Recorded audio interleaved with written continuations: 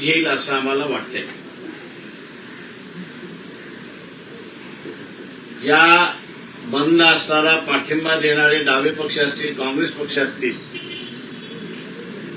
याही पक्षातले असणारे कार्यकर्ते या बंद मध्ये सहभागी होते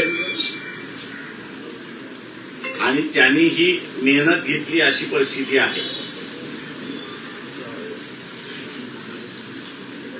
शासनाचं जे काही वक्तव्य आपल्यावरती ती नौबत येऊ नये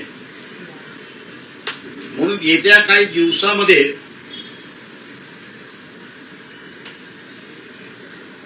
हा जो विद्यार्थी बसलेला आहे जंतर मंतरला,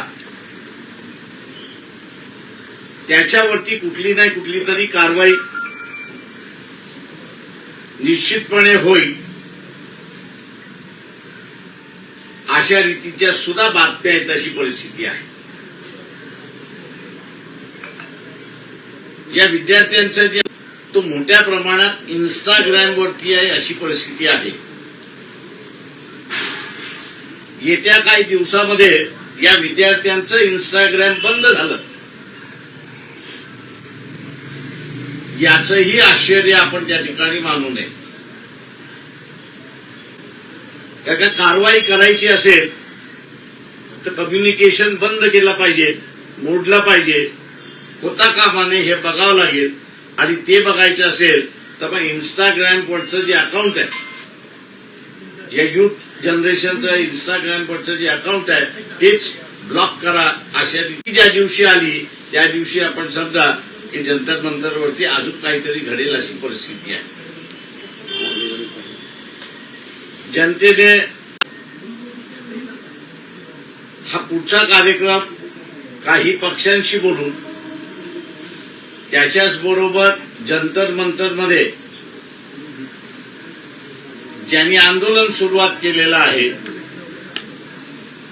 असा जो ग्रुप आहे, एका बाजूला सोमन वांगचूक यांचा असणारा ग्रुप आहे आणि दुसऱ्या बाजूला इथे असणारा कॉकरोच पार्टीचा असणारा जो ग्रुप आहे, या दोघांशी तिथे बसून याच्या पुढचा लढा कसा राहणार आणि आपण कशा रीतीने केला पाहिजे त्याची आखणी असणारी त्या ठिकाणी केल्या जाईल।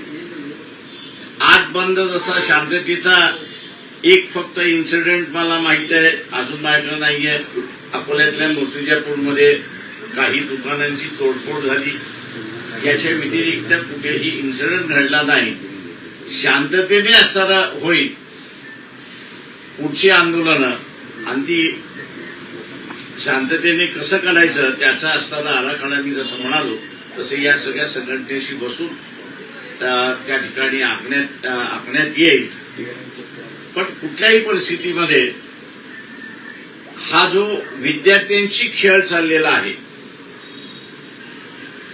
त्यांच्या भवितव्याशी खेळ चाललेला आहे, त्यांच्या मेरिटशी असताना जो खेळ चाललेला आहे तो सरकारने थांबवला पाहिजे। त्याचा आराखडा ते जोपर्यंत सांगत नाही तोपर्यंत आंदोलन हे दिल्लीतून चालू राहील असं त्या ठिकाणी दिसतंय आणि ते चालू राहिलं तर मग राज्यामध्ये सुद्धा ते पाठिंब्यासाठी आणि पाठिंब्याचे लढे हे उभे राहतील अशी परिस्थिती आहे। मुख्यमंत्र्यांनी असं म्हटलंय की विरोधी पक्ष घाबरले, सभागृहात डिस्कशन करायला येत नाही। मुख्यमंत्र्यांना फक्त एकच आठवण करून देतो की उपोषणाला बसणारं एक डेलिगेशन माझ्या माहितीप्रमाणे 3 ते 4 दिवस अगोदर याच सरकारला भेटायला गेले। आम्ही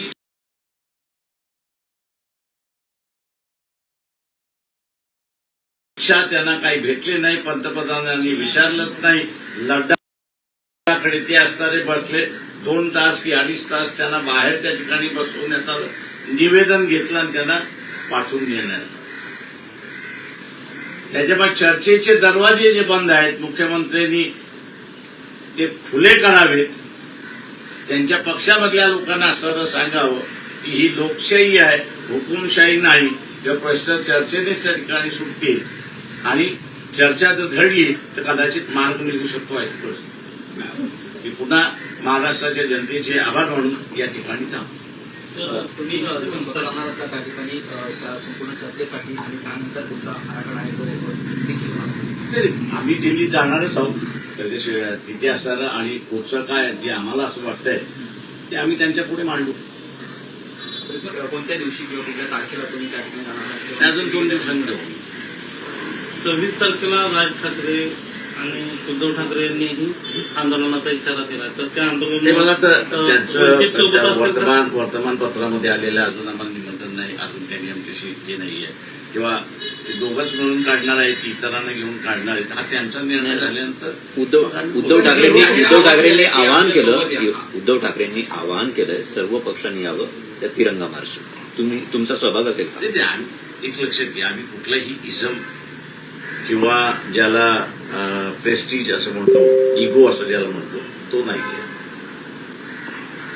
हे विद्यार्थ्यांचं आंदोलन आहे आणि हे विद्यार्थ्यांचं आंदोलन असल्यामुळे कुठल्याही पक्षाने केलं तर आमचा त्याला विरोध राहणार नाही. काँग्रेसनं एक बैठक बोलवली या सगळ्याच्या अनुषंगाने, सगळ्यात महाविकास आघाडीच्या सगळ्या संबंधित पक्षांची की वेगळं आंदोलन पुढे कसं घेऊन जायचं. तर त्या बैठकीला तुम्ही महाविकास आघाडीचे आम्ही घटक नाही.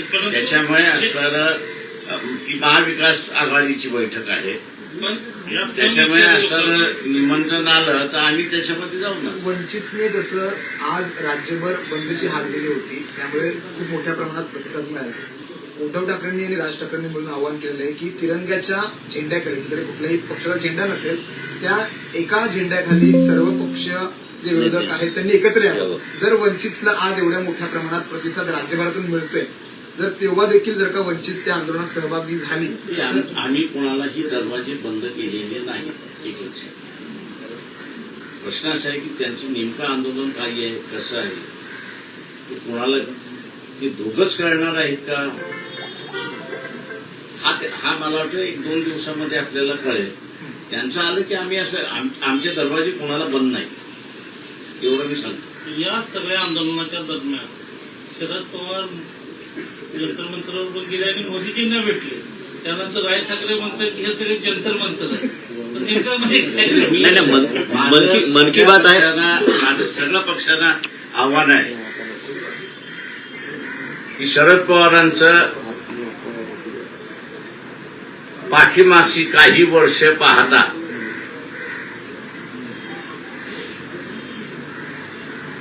आणि त्यांनी असणारा अखिलेशला कशा रीतीने फसवलं,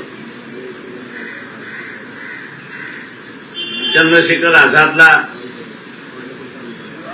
बैठकीला बोलवणं आणि बाहेर चंद्रशेखर आझादनी येऊन बोलणं की अखिलेश यांना असणारा दलितांमधली नेते नको आहेत, दलितांमधले मतं पाहिजेत आणि त्यातून त्यांची असणारी आघाडीचा बिघाड झाला.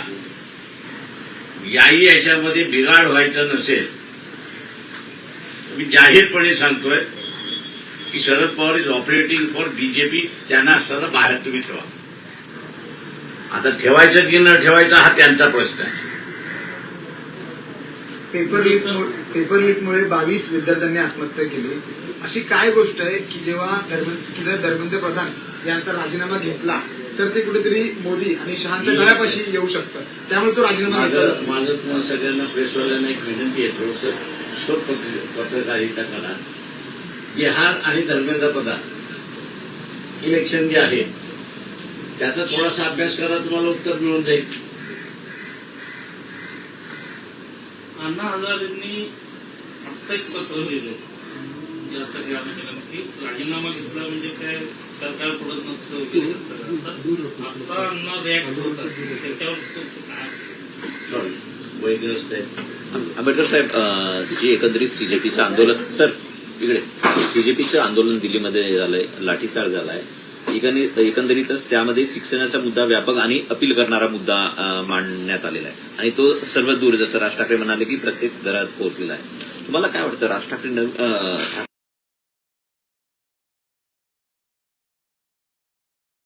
ठाकरे बंधू या एकंदरीतच आंदोलनामधून त्यांना नवीन संधी, राजकीय संधी निर्माण होऊ पाहते. लोकांचा प्रश्न आहे. आपण त्याला काय म्हणू शकतो? काहीच नाही.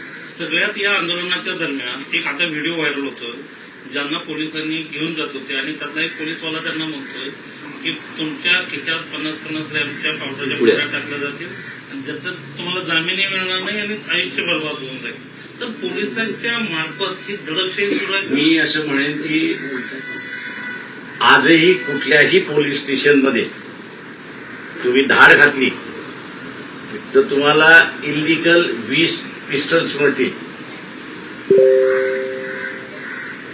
तुम्हाला तलवारी मिळतील, तुम्हाला असताना शिगा मिळतील. आता पोलीस स्टेशनमध्ये याची काय गरज आहे? तेव्हा ते जे पोलीस स्टेशनमध्ये ट्रेनिंग दिलं होतं तेच त्या पोलिसांनी त्या विद्यार्थ्याला सांगितलं तू पुन्हा बघ ये तुझ्या पिशव्या तुझ्या बॅगमध्ये पुडी टाकतो की नाही बघ. हे पोलिसांचं नेहमीचं कार्य इतकं नवीन नाहीये. त्याच्यामुळे या पोलिसांनी नवीन केलं असं म्हणत नाहीये. सीपीची जर ताकद असेल तर त्यांनी त्याला डिस्मिस करावं इमिजिएटली. नाही, काल आता 2 दिवसापासून माझं म्हणणं असेल सीपीने डिस्मिस करावं. ज्या दिवशी सीपी त्याला डिस्मिस करेल त्या दिवशी हा डिस्मिस झालेला पोलीस अख्खा पोल खोल करून दे. निलंबन झालं त्याच्यात. तो चाललं काय निलंबित नाही केलेलं आहे, त्याला फक्त असताना घरी बस म्हणून सांगितलंय, सस्पेंड केलेलं नाही. परंतु त्याच्या मुखातून तुम्ही जसं म्हणताय तसं की पोलीस कशा पद्धतीनं काम अडकवत करतायत आहेत सामान्य याच्यातलं माणसाला. एक गुण बाहेर आलंय का? माझं म्हणणं आहे एक गुड बाहेर आलेला आहे. मी जे म्हणालो त्याच्यामध्ये असताना कुठल्याही पोलीस स्टेशनमध्ये धाड घाला, तुम्हाला 20च्या खाली कठ्ठे सापडतीलच. सर दुसरा आणखी एक व्हिडिओ प्रसिद्ध होतोय किंवा मोठ्या प्रमाणात व्हायरल होतोय. एक तरुणी पोलिसांच्या गाडीच्या समोर उभी आहे. तरुणाईची ताकद. मला वाटतं या आंदोलनाचा एक भाग मी असं बघतोय की विद्यार्थ्यांनी मोठ्या प्रमाणात बाहेर आल्या आणि त्यांनी आपल्या स्वतःला काय वाटतंय ते असताना मांडले व्यक्त केलंय. ही एक जमेची बाजू मी असताना म्हणतो या सगळ्या आंदोलनात. मग केंद्र सरकार जर अगोदरच संवाद केला असता तर लाठीचार्जची गरज काय भासली असती? 20 दिवस किंवा 21 दिवस का लागत आहेत विद्यार्थ्यांसोबत संवाद करायला? असे लोकांनी मी आता असताना लोकांना एवढंच विनंती करणार आहे की 50ला आपल्याला सर सार्वभौम मिळालं. 50 पासून ते 90 पर्यंत ज्यांनी राजकीय, सामाजिक, आर्थिक स्वातंत्र्यासाठी लढले ती पिढी होती. त्या पिढीने RSS बीजेपीला जवळ का केलं नाही? त्यांनी दूर हात लांबच ठेवले. त्याला त्यांच्यासमोर लोकशाही की ठोकशाही, त्यांना लोकशाही पाहिजे होती आणि म्हणून ह्या ठोकशाही पक्षाला त्यांनी दूरच ठेवलं. आणि हे ठोकशाहीवादी आहेत हे दिल्लीच्या असणाऱ्या लाठीचार्जवरनं सरळ सरळ दिसतच आहे. मुख्यमंत्री म्हणतायत की राजस्थानमध्ये 8 वेळा पेपर लीक झाले, इतर अनेक ठिकाणी जिथे जिथे काँग्रेसचं सरकार आहे तिकडे पेपर लीक झाले. मुख्यमंत्र्यांनी या सगळ्या गोष्टीवरती एक ठोस भूमिका बजावण्याच्या ऐवजी जिथे जिकडे पेपर लीक झालेत अशी माहिती देत आहेत आणि विरोधकांना म्हणतात की तुम्ही पळपुटेपणा सोडा आणि संसदेमध्ये चर्चा करायला आहे. ते मी तेच म्हणालोय की महाराष्ट्रामध्ये सुद्धा पेपर लीक झाला. काय मुख्यमंत्र्यांनी घेतलं? काय भूमिका घेतली? शेवटी रस्त्यावरती आम्हालाच उतरावं लागलं, पक्षाच्या कार्यकर्त्यांनाच उतरावं लागलं.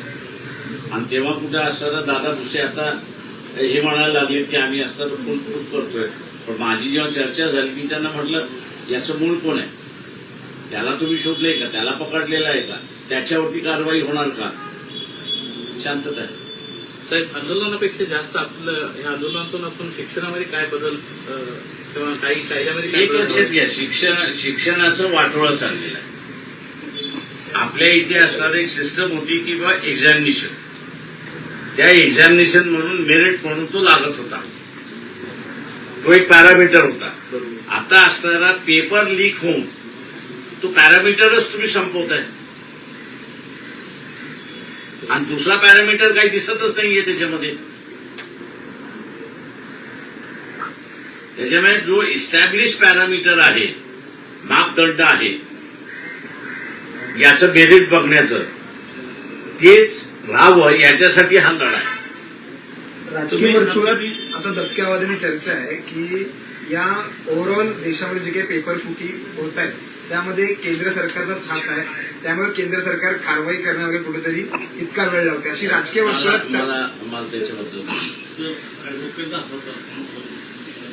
तर एक प्रश्न असा आहे की एकूणच या सगळ्या आंदोलनाच्या अनुषंगानं कोर्टात जावं लागलं, कोर्टाने त्यात हस्तक्षेप केला, परंतु सुप्रीम कोर्टाने मात्र म्हटलं की हे जे व्हिडिओ दाखवत असताना की आमचा वेळ वाया घालवू नका.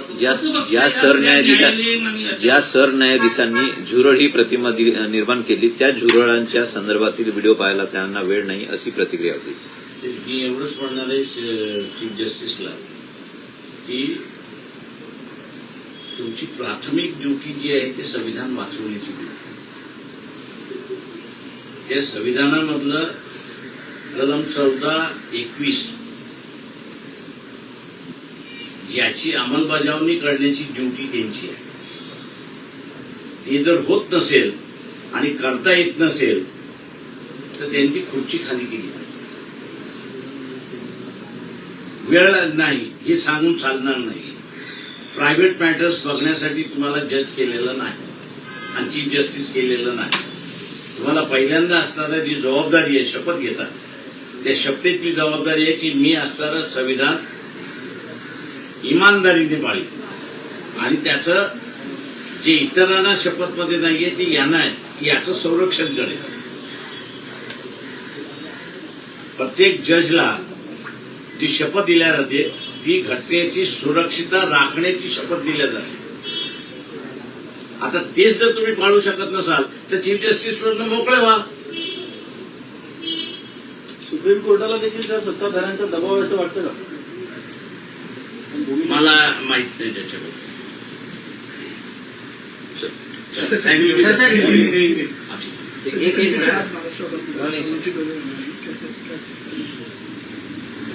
मैं महाराष्ट्र की जनता के शुक्रगुजार हूं, आभारी हूं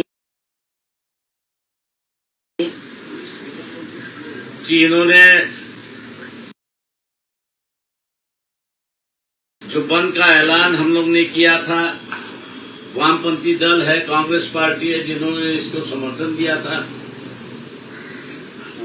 उसमें सहयोग हुए, सहभाग हुए और इस बंद को जो है यशस्वी करके केंद्र सरकार को अपनी बात उन्होंने बता दी कि जो आप विद्यार्थियों के साथ कर रहे हो वो हम सहमत नहीं है.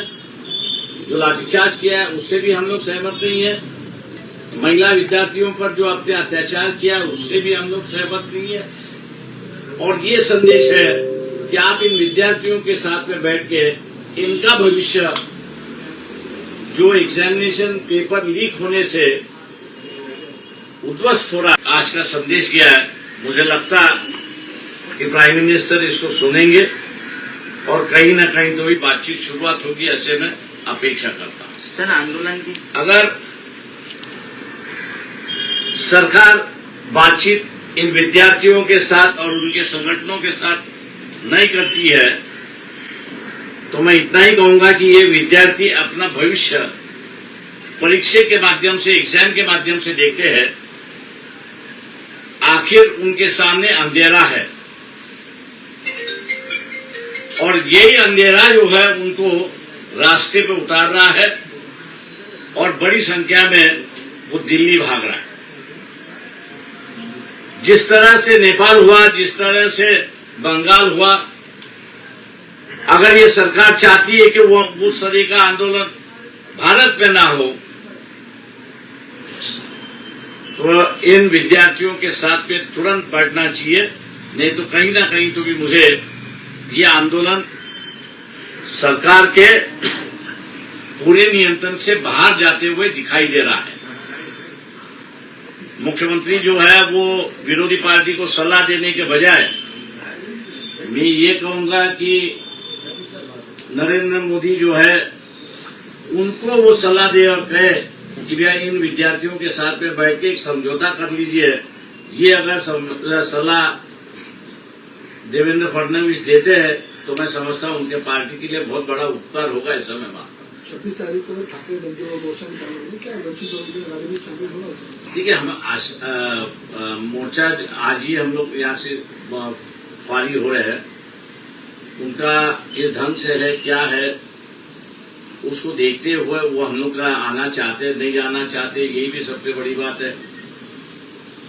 उसके ऊपर निर्भर होता है। हम किसी भी दिल्ली के सपोर्ट में जो कोई आंदोलन होता है उसके हम विरोध में नहीं किए, और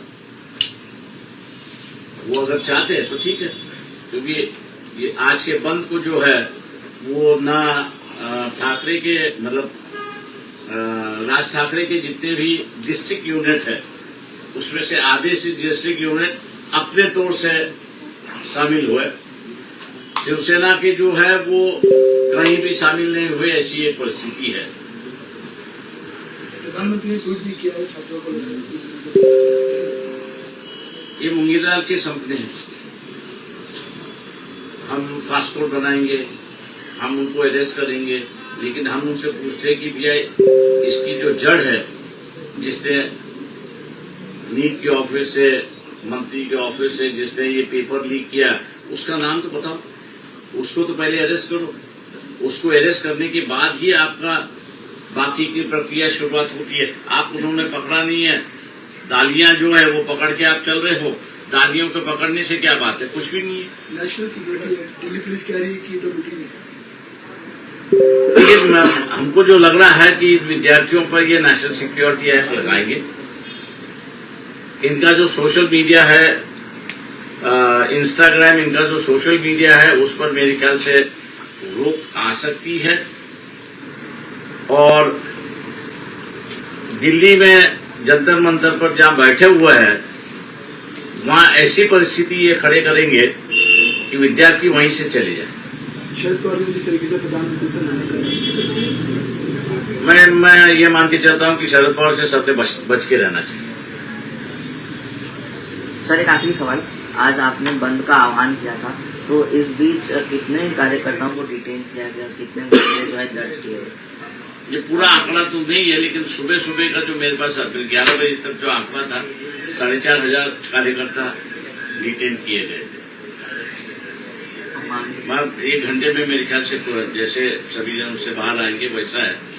हम लोग जो है वो अभी 5 बजे जो है वो बंद का जो कॉल दिया हुआ है उसको पीछे ले रहे, और लोगों को दोबारा हम धन्यवाद देते हैं कि उन्होंने विद्यार्थियों को साथ है ये दिखाने के लिए आज का बंद सक्सेस किया। इसके लिए मैं महाराष्ट्र की जनता को धन्यवाद देता हूँ। सीबीआई ने जिस तरीके से कहा कि हमारे पास समय नहीं है वीडियो देखने का, चीफ जस्टिस। देखिए, मैं ये कहता हूँ कि चीफ जस्टिस अगर आप संविधान की रक्षा नहीं कर सकते, जिन विद्यार्थियों को पुलिस ने मारा है उसकी अगर रक्षा आप नहीं कर सकते हो,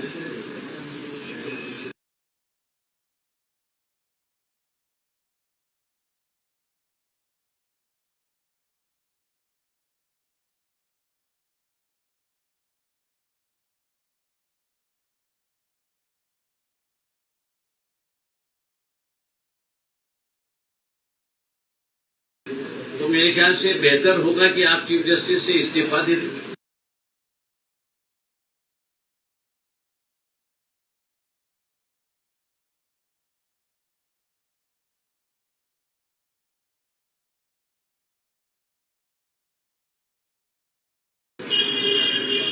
जो नया चीफ जस्टिस आएगा वो अपने